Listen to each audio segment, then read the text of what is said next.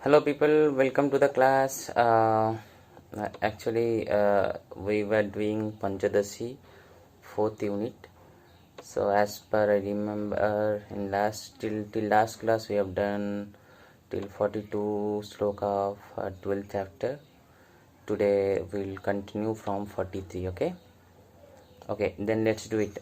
Look, just for your just to remember, I just want to say till in last few slokas of last class हम लोग ये सीखे थे कि आत्मा तीन प्रकार के होते हैं। एक मुख्य आत्मा, गौण आत्मा, मिथ्या आत्मा। ओके, मिथ्या आत्मा इस ये जो शरीर है जिसको हम लोग गलती से आत्मा समझते हैं उसको मिथ्या आत्मा कहते हैं। जो पुत्र, स्त्री आदि जो रिलेशंस होते हैं जिनको हम लोग गौण आत्मा कहते हैं। और जो सच्चिदानंद स्वरूप चिदात्मा होते हैं, चैतन्य स्वरूप आत्मा, उनको ही मुख्य आत्मा कहा जाता है। 3 टाइप्स के आत्मा होते हैं। ठीक है। Okay, now come to the 43 sloka.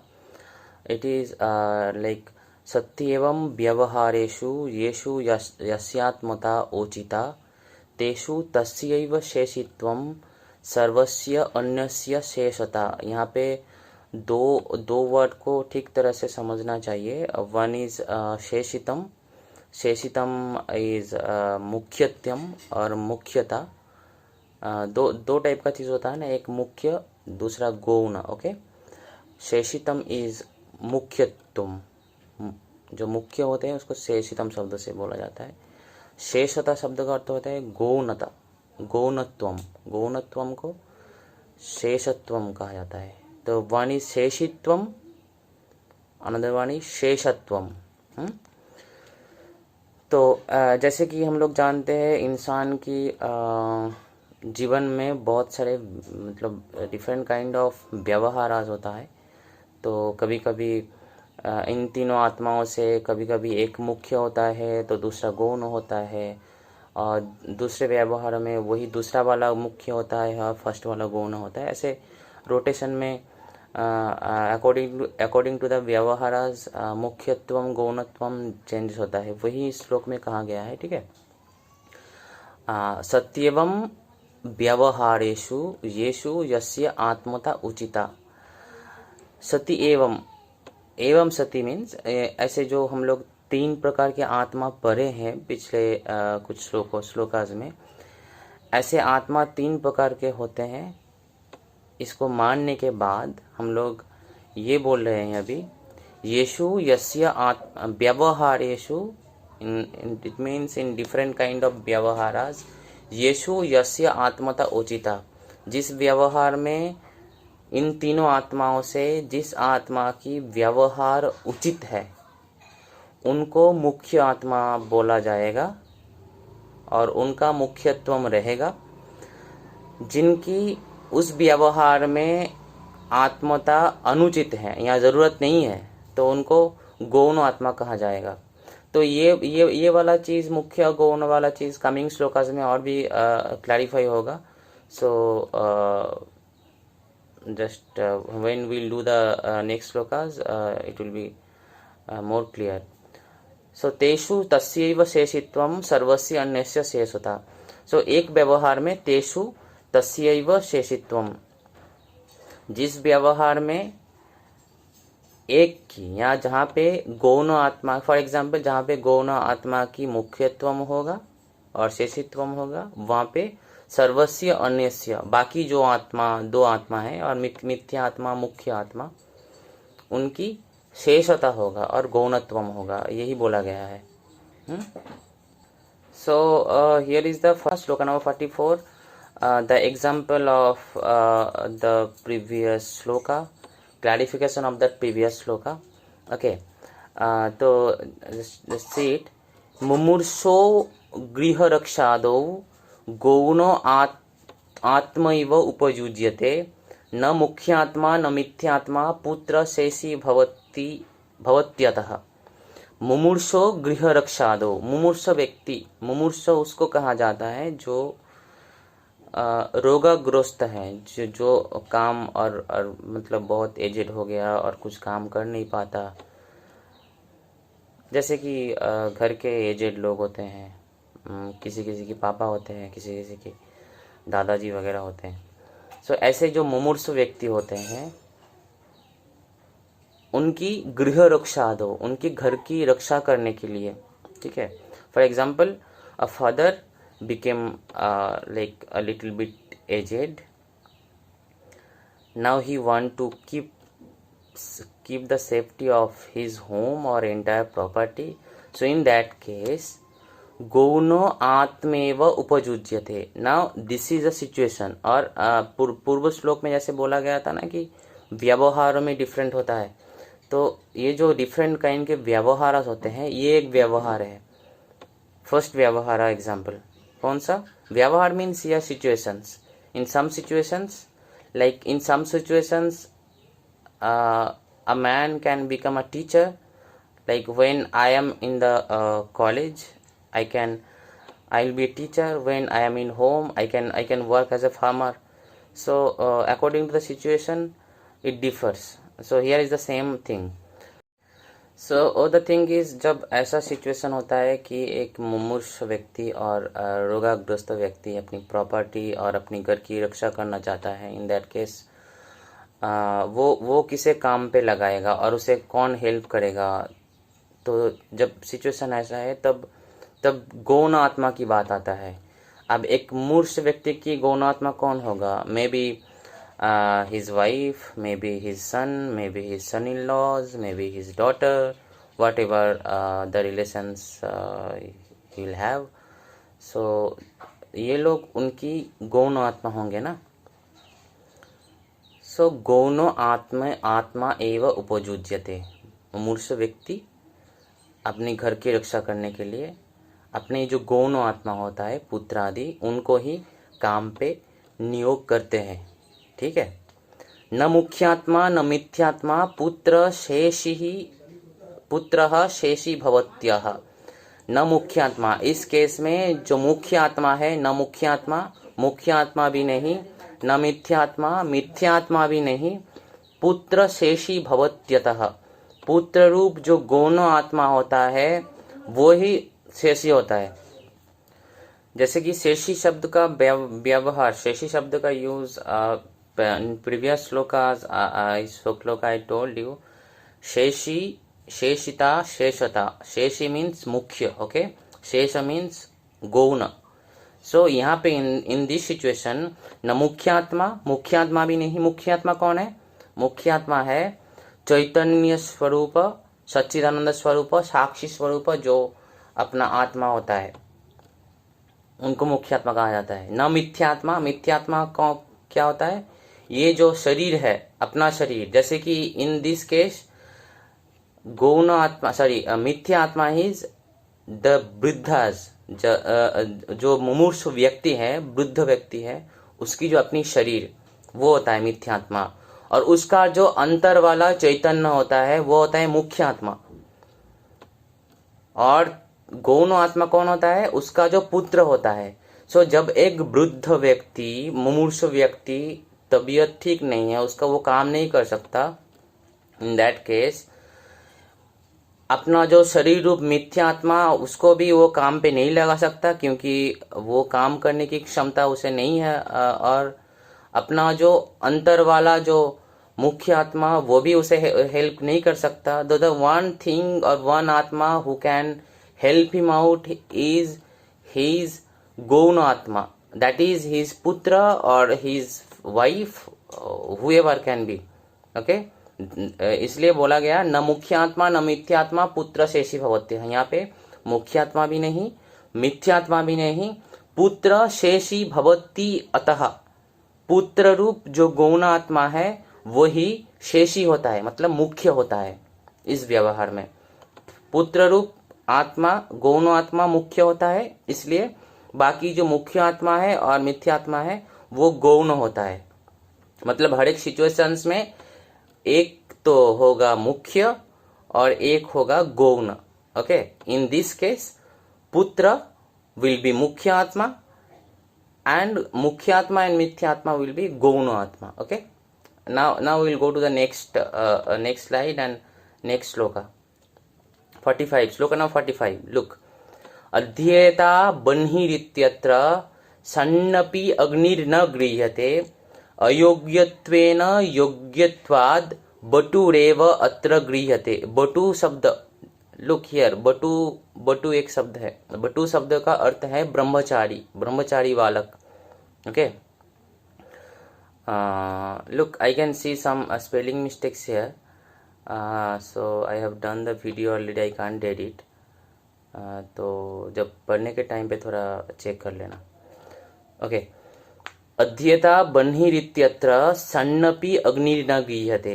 अध्येता बन्हि गोटे शब्द अच्छी, सॉरी, एक शब्द है.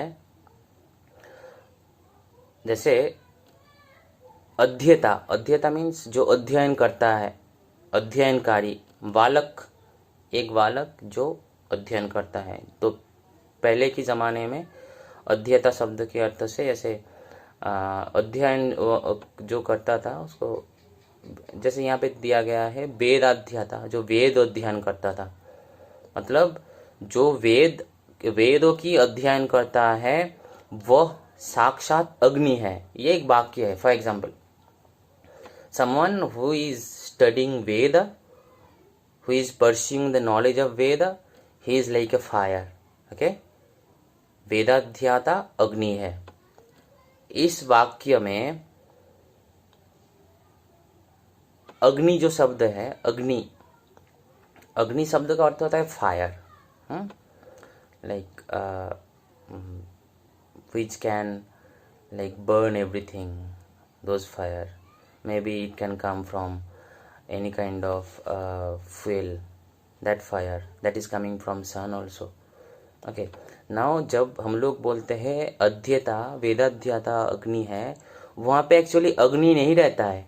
जैसे कि और एक एग्जाम्पल में हम लोग पढ़े थे, ये बालक और देवदत्त इज लाइक अ सिंह. देवदत्त सिंह की जैसा है. देवदत्त सिंह नहीं होता है. और वेदाध्याता जो वेद पढ़ता है वो वो अग्नि नहीं होता है. लेकिन जैसे देवदत्त की जो स्ट्रेंथ है, शक्ति है, उसकी वजह से उसे सिंह कहा जाता है. यहाँ पर भी वेदाध्याता का जो ज्ञान है उसको अग्नि से कंपेयर किया जाता है. तो ओरिजिनल अग्नि नहीं है. This is like a comparison. You have to understand this first. So ये अध्येता बन्हिरित्यत्र, अध्येता ही बन्ही है, वेदाध्यता ही बन्ही है, आग है. इस एग्जाम्पल में सन्नपि अग्निर न गृह्यते, अग्नि शब्द की, अग्नि जो शब्द है उसकी साक्षात उल्लेख और मेंशन श्लोका में होने पर भी यहाँ पे अग्नि शब्द से अग्नि और फायर को ग्रहण किया नहीं जाता. ओके, अयोग्यत्वेन, क्यों ग्रहण किया नहीं जाता? अयोग्यत्वेन. अयोग्यत्वेन मतलब क्या? मतलब जिस काम पे जिसकी योग्यता होता है वहां पे बोला जाता है कि जो योग्यत्वेन. यहाँ पे जैसा काम है अध्ययन करना, someone is studying something, like someone is studying वेद. अब ये अध्ययन करने का जो काम है ये किस अग्नि में नहीं हो सकता ना, क्योंकि अग्नि अध्ययन नहीं कर सकता. हम लोग यहाँ पे जैसे हम लोग पढ़ रहे हैं, ये बुक है, हम लोग पढ़ रहे हैं, तो we can study, we are human, like a man who is like in studying in a school or university or college, he can study. How can a fire can study ना? So आग का और कि अग्नि का अध्ययन क्षमता नहीं होता है, अध्ययन अग्नि नहीं कर सकता है. तो ये बस बोलने के लिए बोला गया है, इसलिए बोला गया अयोग्यत्वेन, योग्यत्वाद बटुरेव अत्र गृह्यते. ये योग्यता मतलब अध्ययन करने की योग्यता किसका होता है? वटु। वटु वटु एक शब्द है। वटु शब्द का अर्थ है ब्रह्मचारी बालक। जो बालक आश्रम में जाके, जब लाइफ सर्कल का जो गार्हस्थ्याश्रम के पहले जो ब्रह्मचर्य आश्रम होता था, तो वहाँ पे बच्चे लोग आश्रम में जाके गुरु के सामने पढ़ाई करते थे, तो तब ब्रह्मचर्य आश्रम बोला जाता था। तो वही ब्रह्मचारी बालक को बटु बोला जाता था। बटु शब्द से यहाँ पे कहा गया है। तो ये ब्रह्मचारी बालक जिसे बटु बोला जा रहा है इधर, उसका एक क्षमता है अध्ययन करना, इसलिए बोला गया योग्यत्वात्, अध्ययन कार्य में योग्यत्व रहने के कारण बटुरेव अत्र गृह्यते। अग्नि शब्द से यहाँ पे फायर और अग्नि और आग नहीं, बल्कि बटु और बटु मतलब ब्राह्मण बालक और ब्रह्मचारी बालक का ही ग्रहण करना चाहिए। मतलब इस श्लोक का मुख्य अर्थ है, अग्नि शब्द का अर्थ यहाँ पे आग नहीं, अग्नि शब्द का अर्थ ब्रह्मचारी बालक है। ठीक है। So here in the shloka number 46 there is another example, another situation like vyavahara. In 44 shloka like that वृद्ध की व्यवहार जो एग्जाम्पल दिया गया है, ये दूसरा वाला। लुक, कृशो अहम पुष्टिम आप्स्यामि इत्यादौ। कृशो अहम पुष्टिम आप्स्यामि इत्यादौ देहात्मता उचिता। न पुत्रम विनियुक्ते अत्र पुष्टि हेत्व अन्न भक्षणे। The statement is कृशो अहम पुष्टिम आप्स्यामि। कृशो अहम, कृश मीन्स पतला होना, पतला हो जाना, मतलब थोड़ा स्लिम हो जाना। कोई बिना खा के, कुछ खाया नहीं और स्लिम हो गया, तो उसको बोला जाता है कृश। कृश होना, मोटा होना, उसका opposite Krrish.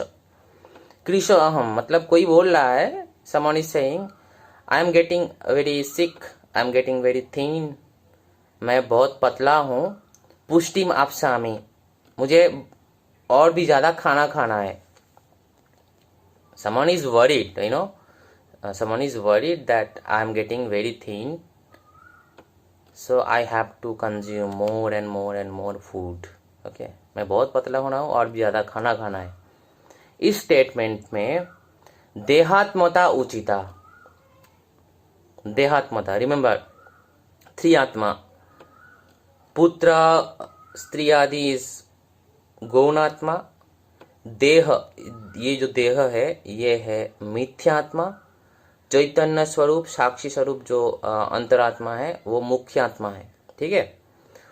In this case अगर कोई सोच रहा है कि मैं पतला हो रहा हूं, मुझे खाना खाना है,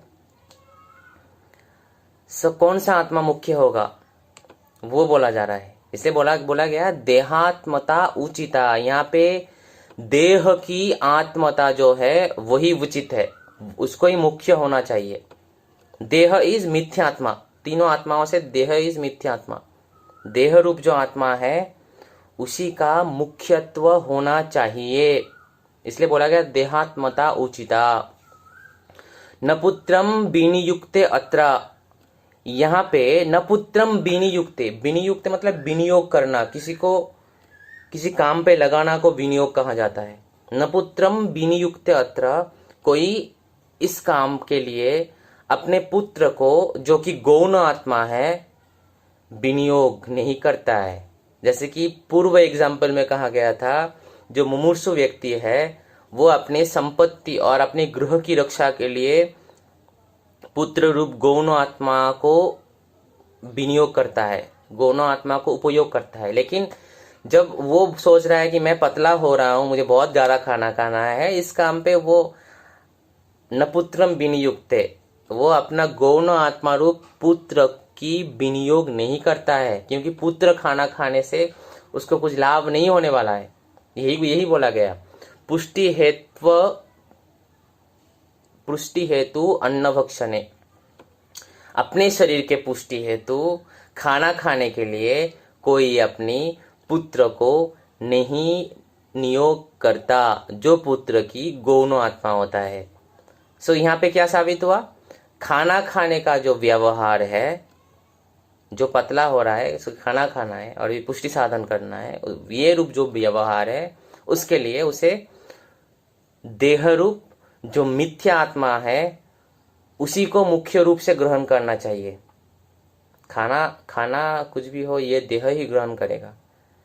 पुत्र ग्रहण करने से कुछ फायदा नहीं होने वाला है। ठीक है, this is very easy shloka. Okay, come to the next one. 47 ना, या तपसा स्वर्गम एष्यामि इत्यादौ कर्तात्मता उचिता अनपेक्ष्य बपुर्भोगम चरेत कृच्छ्यादिकम ततः। So there is another example in shloka number 47. तपसा स्वर्गम एष्यामि, this is another statement. तपसा, तप के द्वारा, तपस्या करके क्या करना है मुझे? स्वर्गम एष्यामि, मुझे स्वर्ग प्राप्ति करना है। तप के द्वारा, साधना के द्वारा मुझे स्वर्ग प्राप्ति करना है। You know what this तप kind of thing is very, very difficult, like very difficult means एक तप करने के लिए बहुत कष्ट करना पड़ता है, इतना इजी आराम से नहीं होता है। लाइक एसी घर में बैठ के तपस्या नहीं होता है। सो इसलिए जो साधक वगैरह होते हैं वो गुहाओं में या जंगलों में, जैसे maybe you saw in the TV serials, like mythological TV serials, like there's the great example that Parvati once had a great tapasya for Lord Shiva.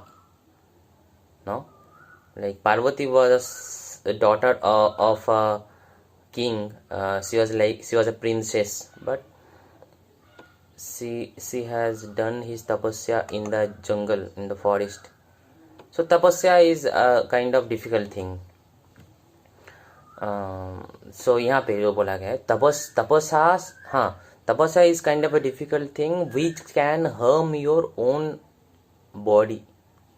Okay, तपस्या करने से like खाना खाने का जो सिस्टम है उसका उतना ध्यान नहीं रहता है। वेदर डिफरेंट काइंड ऑफ होता है। मतलब अगर कोई लॉन्ग टाइम तक तपस्या करता ही जाए तो उसका हेल्थ हैमरेज होता है और वो बहुत पतला भी हो जाता है कभी कभी। मतलब हेल्थ हैमरेज तो होता ही है। ठीक है, सो इस बात को याद रखना है ये श्लोका पढ़ने के टाइम पे। तपसा स्वर्गम एष्यामि इत्यादो, तप करके मुझे स्वर्ग प्राप्ति करना है। ये एग्जाम्पल में कर्तात्मता उचिता, कर्ता की मुख्यात्मता उचित है। कर्ता की आत्मता समझना चाहिए। अब कर्ता कौन है? ये जो जीवात्मा है इसको कर्ता बोला जाता है। ठीक है, ये देह नहीं, ये शरीर नहीं, शरीर को नहीं, शरीर के अंदर जो आत्मा होता है उसको, जिसको हम जीवात्मा बोलते हैं। वेदांत में दो आत्मा पर आ गया है, परमात्मा, जीवात्मा। परमात्मा जो यूनिवर्सल ट्रुथ है, परमात्मा है, जो एक ही परमात्मा जब नाम रूप के भेद में अलग अलग जीवों में प्रकाशित होता है उसको जीवात्मा कहते हैं। सो मैं पलाश हूँ, मेरे अंदर जो आत्मा है वो पलाश रूपी जीवात्मा है। ठीक है, दूसरा इंसान के अंदर जो आत्मा है वो उसके नाम रूपी जीवात्मा है। सो हियर इज इट, मुझे तप करके स्वर्ग प्राप्ति करना है। इस एग्जाम्पल में कर्तात्मता उचिता, जो जीवात्मा है उसी की आत्मता उचित है, मुख्य है। अनपेक्षम बपुर्भोगम चरेत कृच्छादिकम ततः। अनपेक्षम बपुर्भोगम, बपु मीन्स शरीर, भोगम शरीर का भोग, एंजॉयमेंट। अनपेक्षम न अपेक्षम। लोग जब तपस्या करते हैं तब अपने शरीर रिलेटेड, देह रिलेटेड जो भोग आदि है, जो एंजॉयमेंट है, उसका त्याग करके ही तपस्या करने आता है। सो देह इज मिथ्यात्मा। सो जस्ट बिकॉज ऑफ इस एग्जाम्पल में, इस तपस्या रूपी एग्जाम्पल में लोगों का कर्तात्मता और जीवात्मता मुख्य है, इसलिए मिथ्यात्मा स्वरूप जो देह है, देह भोग, बपू भोग, उसको लोग अवॉइड करते हैं। मतलब the thing they want to say is, यहाँ पे देह की जो आत्मता है ये मुख्य नहीं है, ये गौण है। इसलिए बोला गया अनपेक्षम बपुर भोगम, बपू भोग और देह भोग यहाँ पे अपेक्ष नहीं है, कोई नहीं चाहता है। चरेत कृच्छादिकम ततः, कृच्छादि, कृच्छा इज वन काइंड ऑफ व्रत। जैसे लड़की लोग बहुत सारे व्रत रखते हैं ना, तो कृच्छा is like one kind of व्रत जो according to the lunar circle और चंद्र की वाइज फास्टिंग वगैरह लोग करते हैं, उसको बोला जाता है। So I discuss on it in the class afterwards. So for now just remember it's one kind of brata. What you say in like fasting, it's not only fasting, brata बोलना ही better है। Okay, सो तपस्या में देह भोग की इच्छा नहीं रहता है, इसलिए कृच्छादि की उपासना लोग करते हैं। कृच्छादि जस्ट बिकॉज ऑफ यहाँ पे ये जो तपस्या में इस देह की उपभोग अपेक्षित नहीं है, इसलिए लोग कृच्छादि व्रतों का पालन करते हैं। कृच्छादि व्रत पालन में फास्टिंग किया जाता है, जो फास्टिंग देहोभोग के विपरीत है।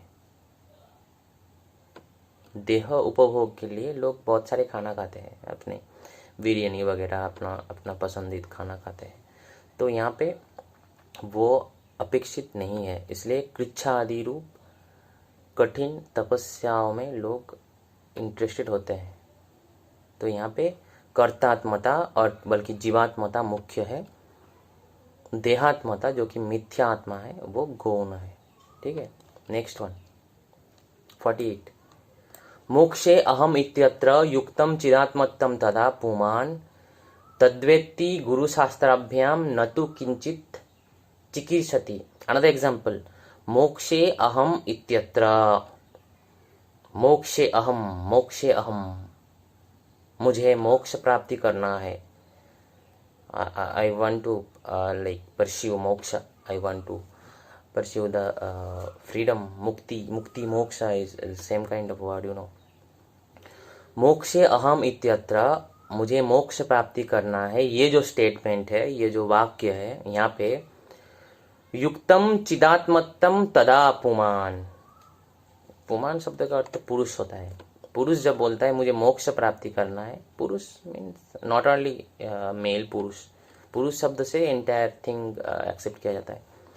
सो व्हेन द ह्यूमन और मानव इंसान जब सोचता है कि मुझे मोक्ष प्राप्ति करना है और मुक्ति प्राप्ति करना है, तब उसकी चिदात्मत्तम तदा, जो चिद आत्मता है, चिदात्मता चैतन्य रूप आत्मता जो कि मुख्य आत्मा है, ये देह चैतन्य नहीं है, देह के अंदर जो आत्मा रहता है वो चैतन्य आत्मा है, जो साक्षी स्वरूप है, जो सब कुछ देखता रहता है, जो चैतन्य स्वरूप है। ये देह इज मिथ्यात्मा, इसलिए देह का विनाश हो जाता है, आत्मा का नहीं होता है। जिस आत्मा का विनाश नहीं होता है बोला जाता है वही चिदात्मा है। और पुत्र स्त्री आदि गौण आत्मा है। रिमेंबर इट, ये सब श्लोक पढ़ने के टाइम पे ये तीनों आत्माओं का डेफिनेशन तुम्हें याद रखना है किसी भी हाल में, ठीक है। चिदात्मत्तम तदा पुमान, जब मनुष्य सोचता है कि मुझे मोक्ष प्राप्ति करना है कि और मुझे मुक्ति प्राप्ति करना है, तब उसकी जो चिदात्मता है वही मुख्य है, ना कि पुत्र रूप गौण आत्मा मुख्य होता है, ना कि देह रूप मिथ्यात्मा मुख्य होता है। कौन मुख्य होता है?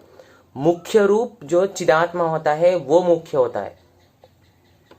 तद्वेत्ति गुरु शास्त्राभ्याम न तो किंचित चिकीर्षति। सो ऐसे जब निश्चय करता है लोग जब मोक्ष प्राणी की इच्छा करता है तब तद वेत्ति, उस ब्रह्म को और उस मुक्ति को, उस ब्रह्म को जानने के लिए, उस मुक्ति को प्राप्त करने के लिए गुरु शास्त्राभ्याम, गुरु एवं शास्त्र, न तो किंचित चिकीर्षति, गुरु शास्त्र से, शास्त्र के द्वारा मोक्ष प्राप्ति करता है। गुरु शास्त्र क्यों? लुक, खाली शास्त्र पढ़ के कुछ नहीं होता है। if someone thinks that by reading the books, all kind of books, he will get some great knowledge. Yeah, he will get some great knowledge, but someone can't pursue, can get moksha until there is a guru for him. गुरु का help के बिना कोई मोक्ष प्राप्ति नहीं कर सकता है, वो कितना भी शास्त्र पढ़ ले, डजंट मैटर। ओके, सो गुरु और शास्त्र के साहाय्य में कोई जो सोचता है कि मुझे मोक्ष प्राप्ति करना है, वो मोक्ष को प्राप्ति करता है। न तो किंचित चिकीर्षति, वो जो मोक्ष प्राप्त करने की इच्छा रखता है वो दूसरे किसी कर्म, न तो किंचित, और किसी अलग कर्म की इच्छा नहीं रखता है, और किसी अलग काम करने की इच्छा रहता है। सो हियर ये जो मोक्ष अहम इत्यत्र, मुझे मोक्ष प्राप्ति करना है, ये जो मुझे शब्द है, अहम शब्द है, इससे चैतन्य स्वरूप मुख्य आत्मा की ही ग्रहण करनी चाहिए। ठीक है, नेक्स्ट वन 49। विप्रखत्रादो यद्वत् बृहस्पति सवादिषु व्यवस्थितात् तथा गौण मिथ्या मुख्या यथोचितम। तीन चीजों को समझना है। विप्र खत्र आदयोः, आदि शब्द से जो कमिंग थिंग है उसको समझा जाता है। जैसे विप्र मीन्स ब्राह्मण, खत्र मीन्स क्षत्रिय, आदयोः, आदि शब्द से दो चीजों की ग्रहण होता है ना, एक मतलब चतुराश्रम से, third one is Vysya, fourth one is शूद्र। नाउ द थिंग इज, शूद्र लोगों की किसी काम पे लाइक यज्ञ आदि कामों पे उनका कोई अधिकार नहीं होता था, इसलिए उनका बात यहाँ पे नहीं है। यहाँ पे हम यज्ञ की बात करेंगे, तो तीनों का बात समझना है। विप्र, ब्राह्मण, क्षत्रिय एवं शुद्ध एवं वैश्य। सो विप्र क्षत्रादो यद्वत् बृहस्पति सवादिषु, बृहस्पति शव is kind of a sacrifice, यज्ञ, होम यज्ञ होता है ना, बृहस्पति शव एक टाइप का यज्ञ होता है। सो यहाँ पर भी देखना कि आदि शब्द का यूज होता है, आदिशु, बृहस्पति सवादिषु, मतलब इस पे देखना मीनिंग में दिया गया है, मीनिंग में मैं डाल दिया हूं। ब्राह्मण, क्षत्रिय, वैश्य, तीन लोगों के लिए तीन यज्ञ का मतलब प्रावधान है। फर्स्ट वन इज फॉर ब्राह्मण बृहस्पति शव, ब्राह्मण जो होता है, ब्राह्मण जो ग्रुप के लोग होते हैं वो बृहस्पति शव यज्ञ करते हैं।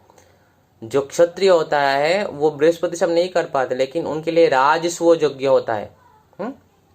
और जो वैश्य होता है उनके लिए वैश्य स्तोम यज्ञ होता है। मतलब डिफरेंट काइंड ऑफ आश्रमास के लिए डिफरेंट काइंड ऑफ यज्ञ का प्रावधान है। ठीक है,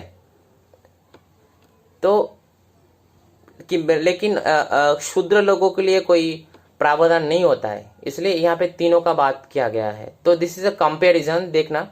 विप्र क्षत्रादयो यद्वत् बृहस्पति सवादिषु, जैसे ब्राह्मण, क्षत्रिय, वैश्यों के लिए क्रमों में बृहस्पति शब्द, राजस्व तथा वैश्यस्तम यज्ञों का प्रावधान है, यज्ञों की निर्धारण किया गया है, वैसे ही व्यवस्थिता तथा गौण मिथ्या मुख्या यथाचितम, वैसे ही गौणात्मा, मिथ्यात्मा, मुख्यात्मा, इन तीनों के लिए अलग अलग व्यवहारों में तीनों का अलग अलग रूप से प्रधानता और मुख्यता निर्धारण किया गया है।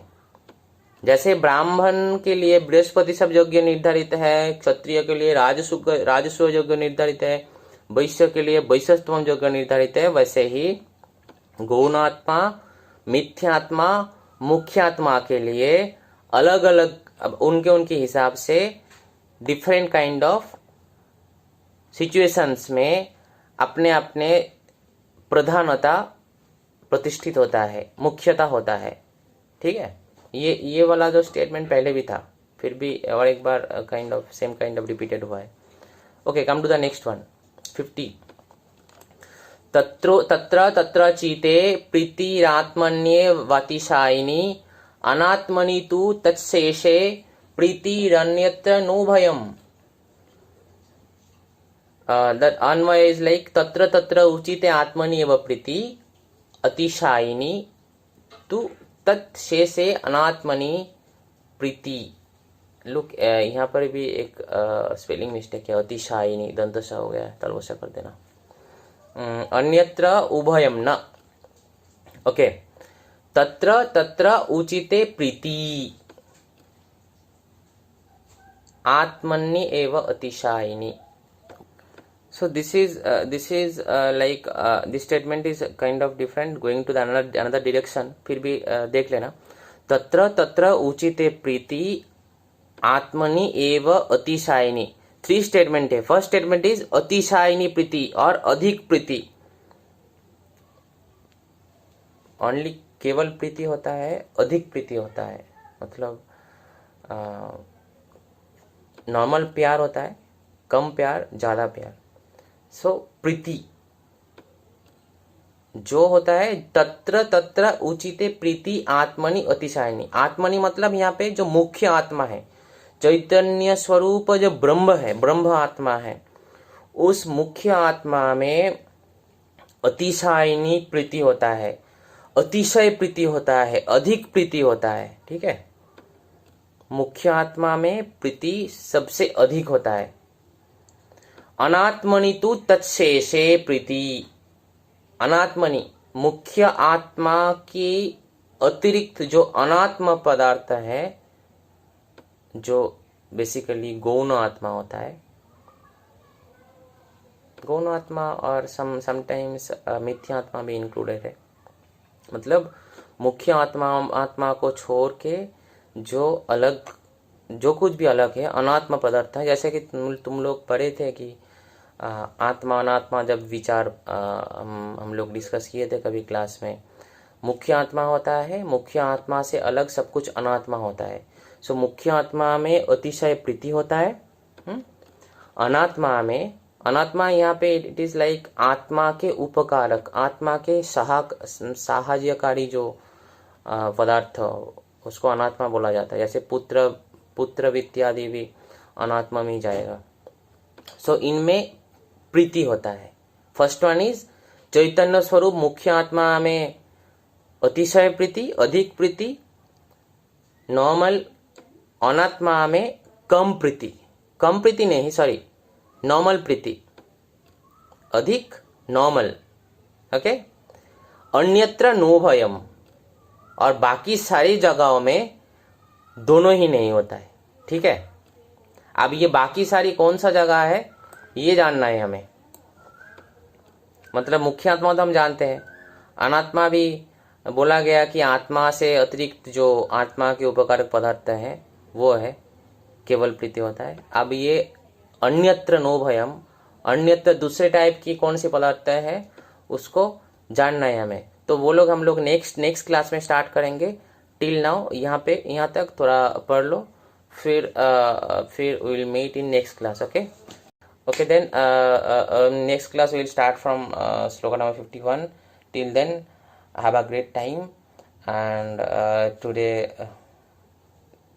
tomorrow only I'll just upload the class. Okay, chalo, bye bye.